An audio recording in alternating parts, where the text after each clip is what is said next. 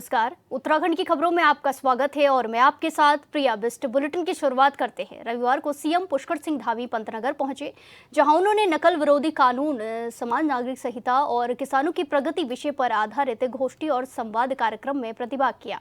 कार्यक्रम को संबोधित करते हुए सीएम धामी ने कहा कि पहले की सरकारों में नकल माफिया लगातार युवाओं के भविष्य के साथ खिलवाड़ करते थे, जिसको देखते हुए भर्ती प्रक्रियाओं को पारदर्शी बनाने के लिए और नकल माफियाओं पर अंकुश लगाने के लिए सबसे कठोर नकल विरोधी कानून राज्य में लागू किया गया।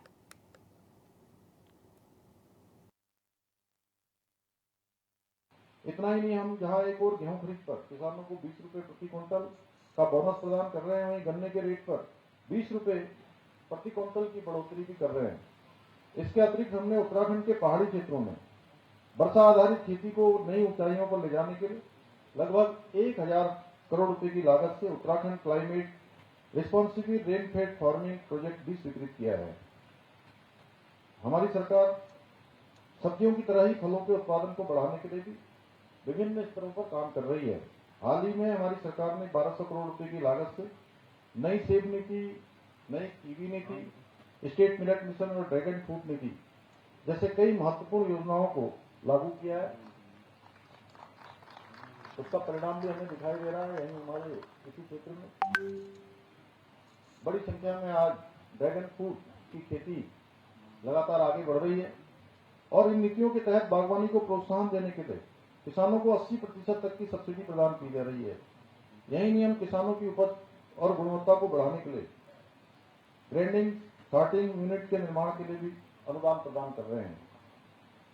आज इस अवसर पर मैं आप सभी कृषि वैज्ञानिकों से यह आग्रह करना चाहता हूं कि आप हमारी पारंपरिक कृषि व्यवस्था पर भी जरूर अनुसंधान करें। जाने कि हमारे पूर्वजों ने हजारों वर्षों से अपनी कृषि सभ्यता को कैसे सुरक्षित रखा, अपनी धरती की उर्वरता को कैसे बनाए रखा और उत्पादन की जो गुणवत्ता है उसको भी निरंतर सुनिश्चित किया। साथ ही यह भी आग्रह करता हूं कि आप लोग अपने शोध कार्य और नवीनतम तकनीकों ज्ञान को शीघ्रता से किसानों तक पहुंचाएं, ताकि ये ज्ञान उनके उत्पादन और आय में वृद्धि का माध्यम बन सके और हमारी कृषि अर्थव्यवस्था को और अधिक मजबूत बनाया जा सके। भाइयों बहनों, आज के इस अवसर पर हम किसानों की प्रगति पर चर्चा करने के साथ साथ अभी प्रदेश में नकल कानून और समान नागरिक संहिता पर भी संवाद करने के लिए भी यहाँ पर एकत्र हुए और अच्छे विचार हमारे विद्यार्थियों के द्वारा, छात्र और छात्राओं के द्वारा यहाँ पर रखे गए। आज हमारे छात्रों ने इन दोनों विषयों पर बहुत सुंदर प्रस्तुतिकरण दिया। इसके लिए मैं उन छात्रों का भी, पूजा का भी, जिसने कार्यक्रम को शुरुआत की, सभी जिन्होंने भाग लिया, दोनों को मैं बहुत उनका आभार व्यक्त करता हूं और बहुत प्रभावी तरीके से उन्होंने, मुझे लगता है कि कम शब्दों में गागर में सागर भरने का काम किया। 5 मिनट का समय दिया गया था, 5 मिनट में उन्होंने बहुत शानदार प्रस्तुतिकरण किया। जैसा कि आप सभी जानते हैं, पूर्ववर्ती सरकारों के समय में राज्य में नकल माफियाओं द्वारा लगातार युवाओं के, हमारे बच्चों के भविष्य के साथ खिलवाड़ किया जाता था। इसी को देखते हुए 2023 में भर्ती प्रक्रियाओं को पारदर्शी बनाने के लिए, नकल माफियाओं पर अंकुश लगाने के लिए हमने देश का सबसे कठोर नकल विरोधी कानून उत्तराखंड राज्य के अंदर लागू किया और उसका परिणाम हुआ कि पिछले 4 वर्षों में 25,000 से अधिक युवाओं को सरकारी नौकरियां प्राप्त हुई, जो अपने आप में एक रिकॉर्ड है। हमारा राज्य स्थापना का ये 25वां साल चल रहा है और 25 सालों में अगर हम नियुक्ति की बात करें तो कुल नियुक्तियां 40,000 से कम हुई हैं और इन 4 सालों में ये नियुक्तियां 25,000 हुई हैं और जितनी टोटल नियुक्तियां हुई हैं 40,000, उसमें से आप 25,000 माइनस कर देंगे तो आपको स्वयं डिफरेंस पता लगेगा कि इस दौरान कितनी रिकॉर्ड भर्तियां हुई हैं। तो भास्कर जी, आप नोट कर रहे हैं, आप भी नोट कर रहे हैं। मैंने 15,000 ज्यादा बोला है, शायद इससे कम ही होगा। 21 सालों में ये नियुक्तियां हुई है लगभग 15,000 और 4 सालों में नियुक्तियां हुई हैं 25,000 और ये कानून लागू होने के बाद 4 वर्षों में 100 से अधिक नकल माफियाओं को हमने जेल की सलाखों के पीछे भेजने का भी काम किया है। जिन्होंने पूर्व की सरकारों के समय में उत्तराखंड में नकल को एक उद्योग बना दिया था। आप सबको याद होगा कि 2002 के आसपास एक पौड़ी जनपद के जिलाधिकारी को, उस समय के तत्कालीन जिलाधिकारी को पटवारी भर्ती के कारण से हटा दिया गया था। इससे पहले यूके SSC के एग्जामों में तमाम बड़े उनके चेयरमैन से लेकर सभी की संलिप्तता पाई गई और उस समय कार्रवाई नहीं हुई, लेकिन उनके खिलाफ भी कार्रवाई करने का काम हमारी ही सरकार के समय में हुआ। ये सभी कदम हमारी सरकार ने युवाओं का भविष्य और उनके हित सुनिश्चित करने के लिए उठाए। जैसा आप सभी को जानते हैं, अभी कुलपति महोदय ने बहुत कम शब्दों में बोला, थोड़ा संकोच भी शायद वो कर रहे होंगे, इसमें संकोच जैसी कोई बात नहीं थी, क्योंकि जब कानून बनते हैं तो ऐसा नहीं है कि कानून बनने के बाद कानून टूटते नहीं है। कानून तोड़ने वाले भी आते हैं, अपराधी भी आते हैं और उसमें वो भी नई नई तकनीकों का उपयोग करते हैं। और कुछ माफिया तंत्र और ऐसे लोग साजिश के तहत भी इन भर्ती परीक्षाओं को, क्योंकि वो देख रहे थे कि 4 साल में एक भी कहीं डेंट नहीं लगा, एक भी कहीं कोई गड़बड़ी नहीं हुई, तो अब कैसे उसको बदनाम किया जाए, कैसे उसको डेंट किया जाए। और एक सेंटर पर एक परीक्षा में बैठने वाले उसके 12 प्रश्न, पूरे प्रश्न पत्र में से 12 प्रश्न मोबाइल पर लेकर, उसका नाम भी था खालिद, मोबाइल पर लेकर उसको बाहर डाल दिया जाता है। मोबाइल किसी तरीके से अंदर। इसी के साथ खबरों में आगे बढ़ते हैं। उत्तराखंड में स्वास्थ्य व्यवस्थाओं को पटरी पर लाने के लिए प्रदेश सरकार की ओर से लगातार कवायद की जा रही है।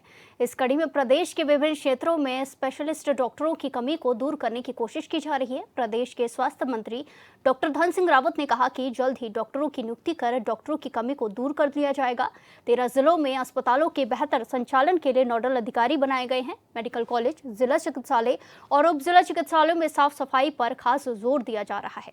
हर दिन मरीज के बेड पर अलग अलग रंग की साफ चादर बदली जाती है, इसके निर्देश दिए गए हैं। उन्होंने बताया कि अभी विभाग ने 220 डॉक्टर्स की नियुक्ति की है। बहुत जल्द ही 400 असिस्टेंट प्रोफेसर मिल जाएंगे। साथ ही 280 डॉक्टर की नियुक्ति और करने जा रहे हैं। मंत्री ने कहा कि हमारा टारगेट है कि 2025 तक हर अस्पताल में जहां भी डॉक्टर्स की कमी है वो दूर की जाए।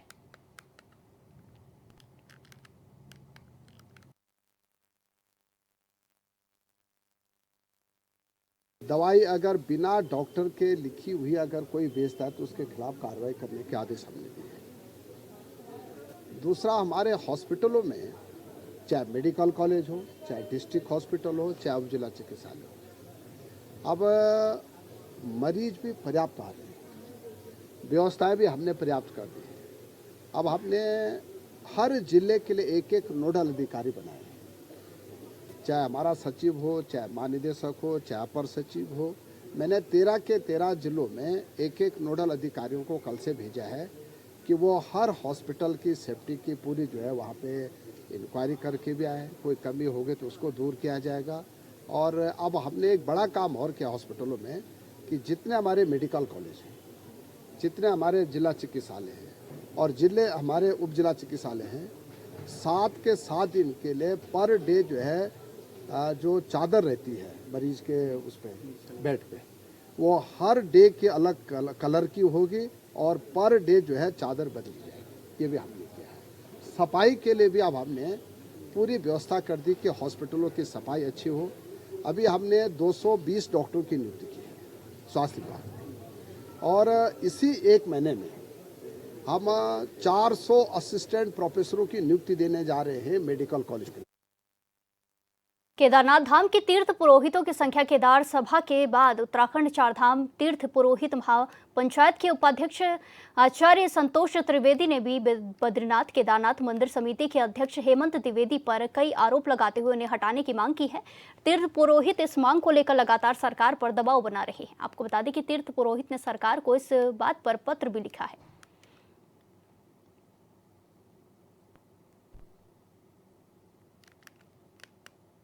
परंपराओं का उल्लंघन होता जा रहा है।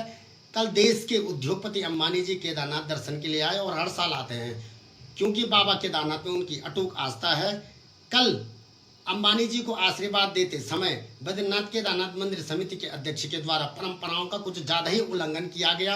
जो आशीर्वाद वहां के उनके वर्षों से उनके तीर्थ पुरोहित हैं उनको देना चाहिए था, जो आशीर्वाद वहां के पुजारी जी को देना चाहिए था, जो आशीर्वाद वहां के केदार सभा को देना चाहिए था, लेकिन इन सबको दरकिनारा करके खुद अध्यक्ष जी उनको आशीर्वाद दे रहे हैं, खुद अध्यक्ष जी उनको बागंबर उड़ा रहे हैं, जबकि ये काम मंदिर समिति का नहीं है, ये काम अध्यक्ष जी का नहीं है। इनका काम वहां की व्यवस्थाओं को देखना है, इनका काम जो मंदिर समिति में अनियमितताएं हो रही है उसमें ध्यान देने का है। धर्म दर्शन वाले 2 बजे से जो लोग खड़े हैं उनके दर्शन नहीं हो रहे हैं, लेकिन वीआईपीओ के नाम पे जो केदारनाथ में लाखों करोड़ों रुपए वसूले जा रहे हैं, ये इनका काम केदारनाथ में है। अब आजकल बर्फबारी केदारनाथ में हो रही है, उनमें उनका ध्यान नहीं है, कभी एक चाय नहीं, कोई लाइन में मेडिसिन नहीं, या जूते चप्पल सब वहाँ उल्टे पड़े हुए हैं। और मोबाइल के नाम पे भी ये लोग वहाँ पे पैसा कमाते हैं। जैसे किसी ने फोटो खींच लिया और मोबाइल उसका छीनते हैं, उसके बाद उस 1100-2100 रुपये उनसे लिया जाता है, जबकि क्लॉक रूम होना चाहिए। यात्री का मोबाइल अंदर ही नहीं जा। बद्रीनाथ केदारनाथ मंदिर समिति के अध्यक्ष हेमंत द्विवेदी को हटाए जाने की मांग को लेकर तीर्थ पुरोहितों ने सरकार को अल्टीमेटम दिया है। उनका कहना है कि कपाट बंद होने से पहले बीकेटीसी के अध्यक्ष को हटाया जाए। इस मामले में राज्यसभा सांसद नरेश बंसल ने कहा कि बीकेटीसी में सब कुछ सामान्य है, अगर कहीं और कोई मामला आएगा तो उसे सरकार समझेगी और उस पर निर्णय लेगी। उन्होंने कहा कि कांग्रेस को लगता है कि सबको हटा दिया जाए। बीजेपी की सरकार बनने के बाद वीआईपी कल्चर को समाप्त किया गया है और सभी गाड़ियों से लाल बत्तियां हटाई गई हैं।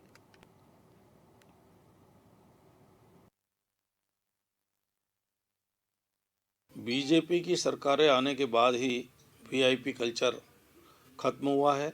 गाड़ियों पर लाल बत्ती लगनी बंद हुई है, जो वीआईपी कल्चर का सबसे बड़ा सबूत था। और जहां तक बीकेटीसी के अध्यक्ष को हटाने की बात है, तो कांग्रेस तो ये मानती है कि सभी को हटा देना चाहिए, क्योंकि उन्हीं को राज्य करने का अधिकार है, उन्हीं को सब चीज़ों पर स्थापित होने का अधिकार है। लेकिन उनके कहने से छीका टूटने वाला नहीं है। सरकार ठीक प्रकार से चल रही है, बीकेटीसी भी ठीक प्रकार से चल रही है। कहीं पर कोई चीज़ होगी तो सरकार अपने आप विचार करेगी। देहरादून के हरवंश कपूर मेमोरियल हॉल में कृषि मंत्री गणेश जोशी ने प्रधानमंत्री नरेंद्र मोदी द्वारा 42,000 करोड़ से अधिक की कृषि परियोजनाओं के शुभारंभ कार्यक्रम में वर्चुअल रूप से प्रतिभाग किया।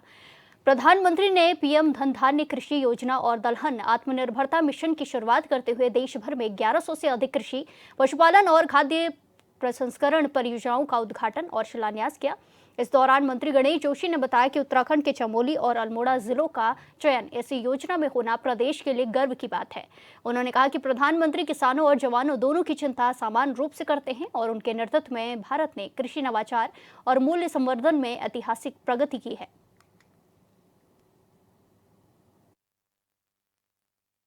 मैं देश के प्रधानमंत्री नरेंद्र मोदी जी का आभार व्यक्त करता हूँ।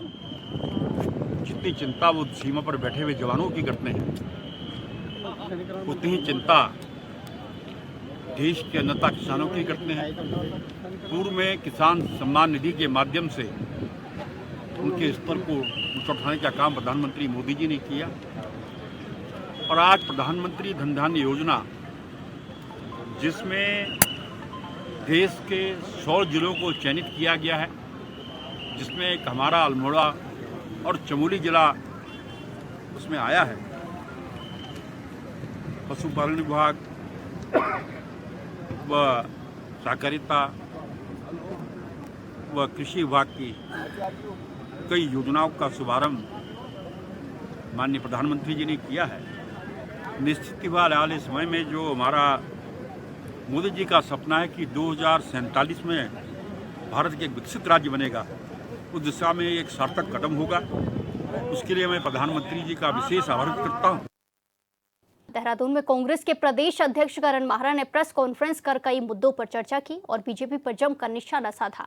उन्होंने कहा कि पीएम केयर फंड को आरटीआई के दायरे से बाहर रखा गया है। प्रधानमंत्री राहत कोष की जानकारी जनता को मिलती थी, लेकिन पीएम केयर फंड की जानकारी जनता को नहीं मिलती है। ऐसे ही तमाम मुद्दों को लेकर उन्होंने बीजेपी का घेराव किया।